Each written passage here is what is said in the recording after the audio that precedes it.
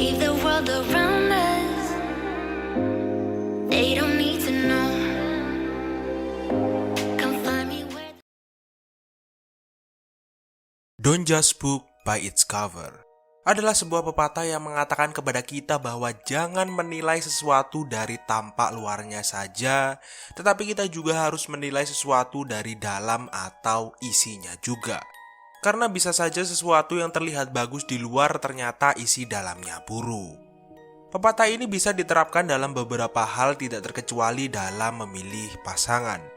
Di dalam memilih pasangan kita harus benar-benar berhati-hati dan tidak memilih hanya berdasarkan bentuk visualnya saja. Memang benar manusia adalah makhluk visual, tetapi at the end of the day kecantikan atau kegantengan manusia itu akan memudar dan yang tersisa hanya sifatnya saja. Tentu saja kita tidak mau dong menghabiskan sisa waktu hidup kita dengan orang yang memiliki sifat atau perilaku yang minor. Jika kita memilih pasangan yang hanya enak dipandang tetapi tidak enak perilakunya, maka akan bisa merubah hidup kita yang awalnya baik-baik saja menjadi penuh hawa negatif dan masalah. Dan hal ini juga dialami Matthew Trusler saat memilih Melissa Turner menjadi pasangannya. Melissa Rose Turner lahir pada tanggal 25 November tahun 1992. Melissa tumbuh besar di Florida, Amerika Serikat. Melissa adalah tipe-tipe gadis biasa aja yang gemar nonton film-film horor seperti Evil Dead dan film action seperti Baywatch. Tumbuh besar dengan kegemaran menonton film-film bergaya fantasi membuatnya sangat menyukai cosplay. Dan dia juga suka mengcosplay tokoh-tokoh film yang memiliki karakter dark. Jika dilihat sekilas, tidak ada yang tidak normal dalam kehidupan remaja Melissa. Dia kelihatan happy-happy aja dan santai-santai aja. Tapi dibalik semua itu, hidup Melissa ini bisa dibilang cukup sulit dan Melissa juga menyimpan rasa insecure atas berat badannya yang menurutnya tidak ideal. Saat itu Melissa mempunyai berat 114 kilo dan karena beratnya ini, Melissa menjadi merasa kurang percaya diri dalam kehidupan sehari-hari maupun dalam melakukan hobinya yaitu cosplay. Ketidakpercayaan diri Melissa pun menjadi semakin besar dan mulai mempengaruhi kehidupan sehari-hari. Apalagi saat itu dia tidak bisa mendapatkan pekerjaan setelah dia lulus kuliah. Tidak hanya itu, Melissa juga terlilit hutang pinjaman mahasiswa sebesar 26.000 US dollar atau kurang lebih 399 juta. Merasa muak dengan hidupnya yang gitu-gitu aja, Melissa memutuskan untuk mengangkat lengan bahunya dan mulai menyelesaikan masalah hidupnya satu persatu. Hal pertama yang dia lakukan adalah memperbaiki berat badannya yang menurutnya kurang ideal. Saat itu, Melissa mulai mengumpulkan semua informasi tentang diet dan dia juga mulai berolahraga. Alhasil, dia berhasil menurunkan berat badannya yang awalnya 113 kilo menjadi 72 kilo dalam waktu 2 tahun. Tentu saja hal ini adalah hal yang sangat luar biasa.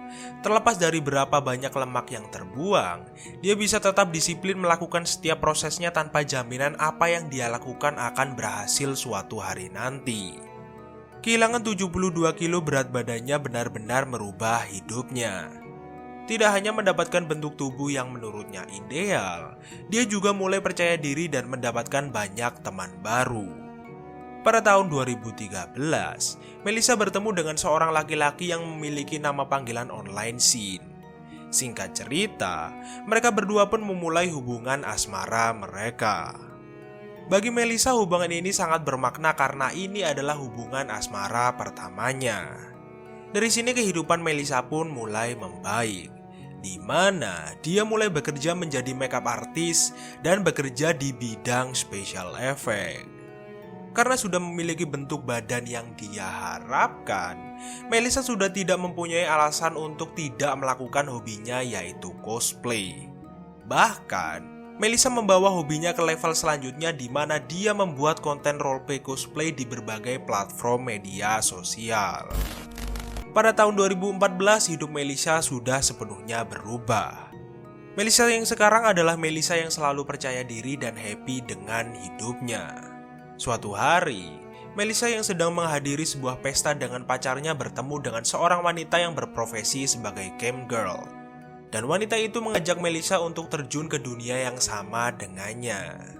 Buat kalian yang masih belum tahu apa itu cam girl adalah sebuah profesi yang dimana seorang wanita melakukan sebuah live streaming atau membuat video yang dimana kebanyakan dari wanita-wanita itu menggunakan pakaian kurang bahan, melakukan roleplay, dan seringkali melakukan hal-hal panas.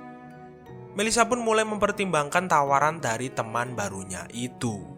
Dan setelah searching kanan kiri dan mengetahui pendapatan seorang cam girl jauh lebih besar berkali-kali lipat dari gajinya sebagai part-timer di beberapa tempat kerjanya, tanpa pikir panjang dia langsung membuka akunnya sendiri keesokan harinya.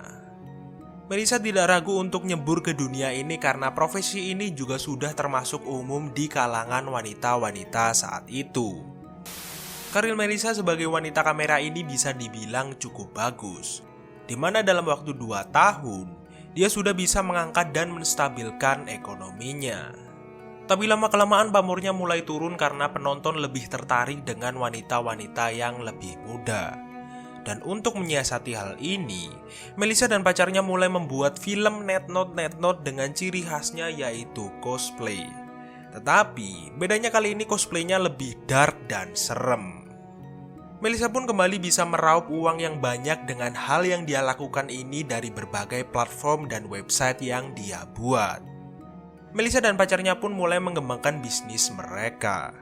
Pada tahun 2016, mereka berdua membuka studio mereka sendiri agar artis-artis lain bisa menggunakan studio mereka dengan biaya yang terjangkau.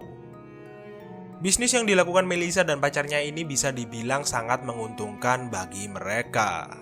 Tetapi seiring berjalannya waktu, lama-kelamaan Melissa mulai merasa lelah dan jenuh dengan apa yang dia lakukan. Rasa jenuhnya ini juga berimbas ke hubungan asmaranya, di mana berbagai pertengkaran yang berujung main tangan dan argumen hebat pun mulai terjadi antara Melissa dan pacarnya. Dan akhirnya, mereka berdua pun memutuskan untuk mengakhiri hubungan mereka. Patah satu tumbuh 1000. Mungkin ini adalah peribahasa yang tepat untuk menggambarkan situasi Melissa saat itu. Setelah dia bubaran dengan pacar lamanya, Melissa tidak membutuhkan waktu lama untuk mendapatkan pacar baru. Pada tahun 2017, Melissa bertemu dengan seorang pria bernama Matthew Trusler. Matthew adalah seorang pria asal Hopkinton, Massachusetts. Matthew dikenal sebagai pria yang periang, mudah disukai, pekerja keras, setia kawan, penyayang keluarga, dan pecinta hewan. Matthew tercatat pernah mengenyam pendidikan di Westfield State University. Dan setelah lulus kuliah dari universitas itu, dia bekerja sebagai general manager di sebuah restoran Italia lokal. Matthew yang menginginkan karir yang lebih baik pun memutuskan untuk pindah ke Tampa Bay, Florida untuk tinggal dengan saudara laki-lakinya yang sudah lebih dulu memulai hidupnya di Florida. Karirnya di Florida pun bisa dibilang lebih baik daripada di Massachusetts. Matthew berhasil mendapatkan pekerjaan di perusahaan teknologi bernama Lantern Energy dan Elite Foam. Pada bulan Desember tahun 2018, hubungan Matthew dan Melissa menjadi semakin harmonis dan karir keduanya pun semakin membaik. Tidak hanya itu, Matthew juga terlihat beberapa kali muncul di berbagai konten-konten yang dibuat Melissa. Karena merasa sudah cukup dekat dan sudah cukup nyaman, keduanya memutuskan untuk membeli rumah di daerah White Barn Way, Riverview, Florida dengan uang mereka berdua. Rumah yang mereka beli ini terbilang cukup mewah jika dilihat dari usia keduanya saat membeli rumah itu yang bisa dibilang masih muda. Rumah ini mempunyai 4 kamar, 1 garasi, 1 taman, dan 1 kolam renang yang luas. Dan untuk memperhangat suasana rumah itu, mereka berdua memutuskan untuk mengadopsi 1 anak anjing dan 4 ekor kucing. Pada tanggal 11 Januari tahun 2019, di ulang tahunnya yang ke-25, Matthew memposting kebahagiaan dalam hidupnya dan merasa bersyukur dengan apa yang dia punya saat itu. Postingan ini secara tidak langsung merefleksikan betapa harmonis dan bahagianya kehidupan yang dijalani Matthew bersama Melissa. Mantan pacar Melissa yang bernama Sin diduga sempat melakukan ancaman pelenyapan kepada Matthew karena dia merasa cemburu dan tidak rela melihat Melissa dan Matthew hidup bahagia. Terlepas dari ancaman itu, hubungan Melissa dan Matthew tetap baik-baik saja menurut Melissa. Dari beberapa postingan wanita itu pun juga menggambarkan seberapa bahagianya hubungan mereka. Meskipun keduanya sering mengumbar kemesraan di media sosial, tidak berarti hubungan mereka selalu berjalan mulus dan sempurna. Faktanya Melissa dan Matthew seringkali beradu argumen. Tidak hanya itu, semenjak dia menjalin hubungan dengan Melissa, Matthew terlihat menjauhi keluarga dan teman-temannya. Saudara Matthew yang bernama Shane mengatakan kalau hubungan adiknya dengan Melissa itu sangat toksik. Tidak hanya itu, tetangga Melissa dan Matthew pun juga mengatakan kalau mereka sering mendengar pasangan itu bertengkar sampai teriak-teriak. Terlepas dari semua pernyataan yang dikatakan orang-orang terdekat Matthew dan Melissa, tidak ada bukti yang kuat yang bisa membuktikan pernyataan mereka. Pada tanggal 23 September tahun 2019, hubungan antara Matthew dan Melissa diduga mulai retak. Hal ini bisa dilihat dari status Facebook Matthew yang diduga berubah dari yang awalnya pacaran menjadi single.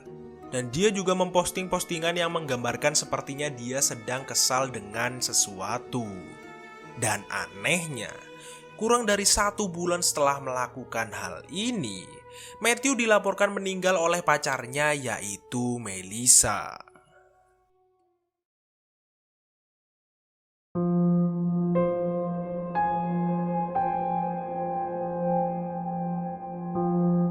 Pada pukul 8.45 pagi tanggal 18 Oktober tahun 2019, pihak berwajib mendapatkan laporan dari Melissa yang saat itu menelepon emergency service untuk meminta bantuan karena pacarnya mendapatkan serangan yang fatal.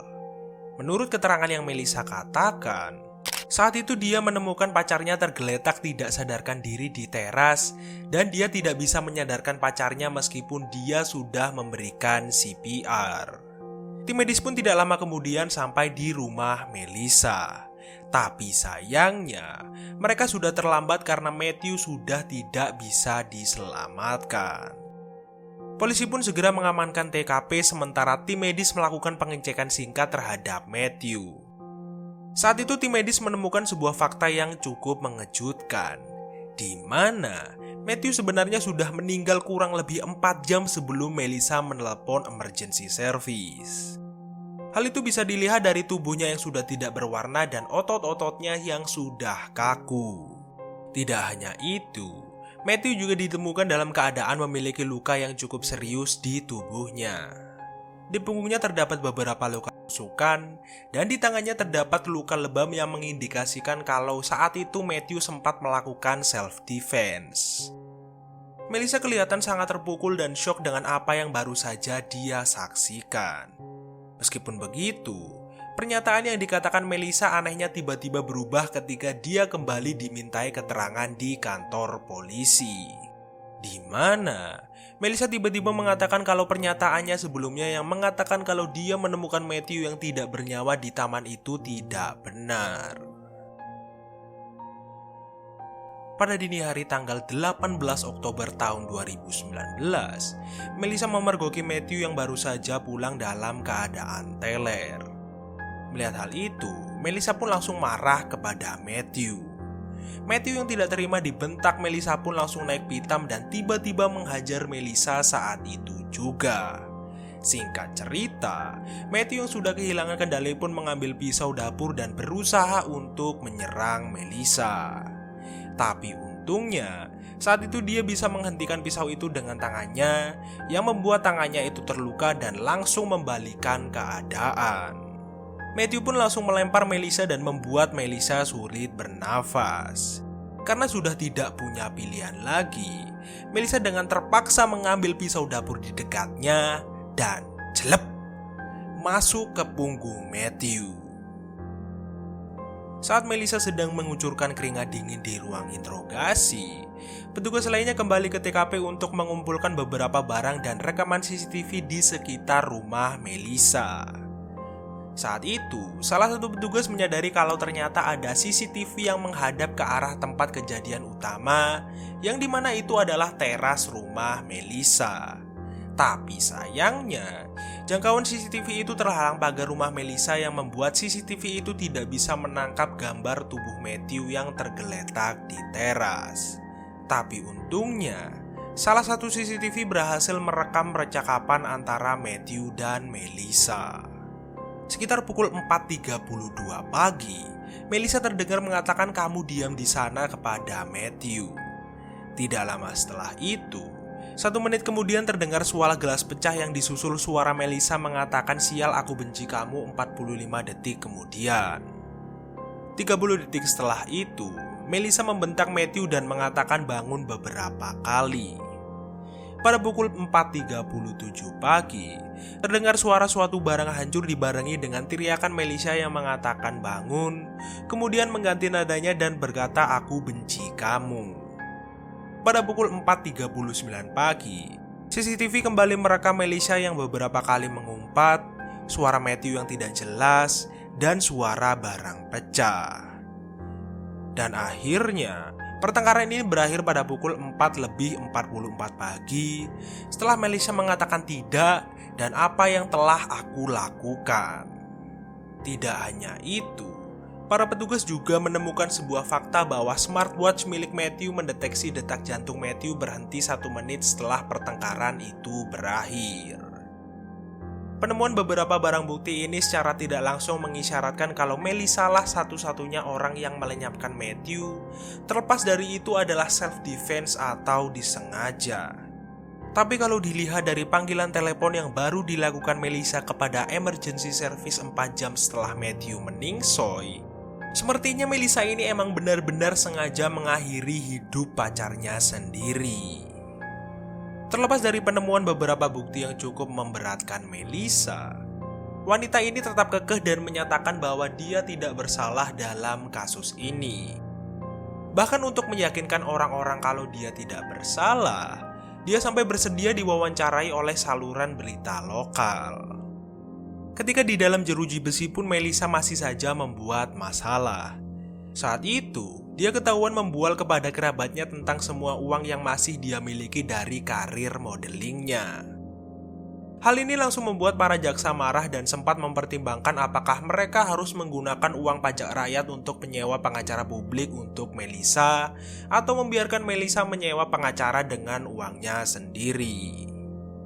Beberapa saat sebelum pengadilan dimulai, Melissa sempat diberikan penawaran hukuman penjara 25 tahun jika dia mengaku bersalah. Tetapi, Melissa menolak tawaran itu dan meminta hukuman 5 tahun penjara aja. Karena kedua pihak sama-sama tidak setuju, negosiasi ini tidak jalan kemana-mana dan persidangan Melissa pun akhirnya dimulai. Di dalam persidangan, tim pembela Melissa berusaha sekeras mungkin untuk meyakinkan juri bahwa Matthew ini adalah pacar yang kasar dan Melissa terpaksa melenyapkan Matthew untuk mempertahankan hidupnya. Pernyataan ini pun menyulut amarah dari keluarga Matthew yang masih sangat terpukul dengan wafatnya anggota keluarga tersayang mereka. Bahkan, di dalam persidangan ini juga terbongkar bahwa ada beberapa foto Matthew tanpa selai benang di dalam medsos Melissa. Untungnya, para juri tidak terbuai dengan perkataan dari Melissa dan timnya. Dan yang membuat mereka semakin percaya kalau Melissa adalah pelakunya adalah beberapa luka di tubuh Matthew yang tidak sama dengan pernyataan yang dikatakan Melissa. Contohnya, luka di lengan bawah kanan yang mencerminkan kalau saat itu Matthew mengangkat tangannya untuk melindungi dada dan mukanya. Rekaman CCTV yang menghadap teras rumah Melissa dan smartwatch milik Matthew juga menunjukkan cara dan waktu Melissa melenyapkan Matthew. Tidak hanya itu, fakta bahwa Melissa sempat menunggu 4 jam untuk menelepon emergency service setelah wafatnya Matthew semakin mempertegas kalau Melissa memang sengaja dan mungkin menikmati setiap proses saat melenyapkan Matthew. Singkat cerita, Melissa akhirnya dinyatakan bersalah atas kasus pelenyapan level kedua terhadap Matthew dan dijatuhi hukuman penjara 20 tahun. Kalau menurutku Melissa ini termasuk beruntung ya, karena di beberapa kasus yang pernah aku bahas, kebanyakan kasus pelenyapan nyawa seperti ini mendapatkan hukuman seumur hidup penjara.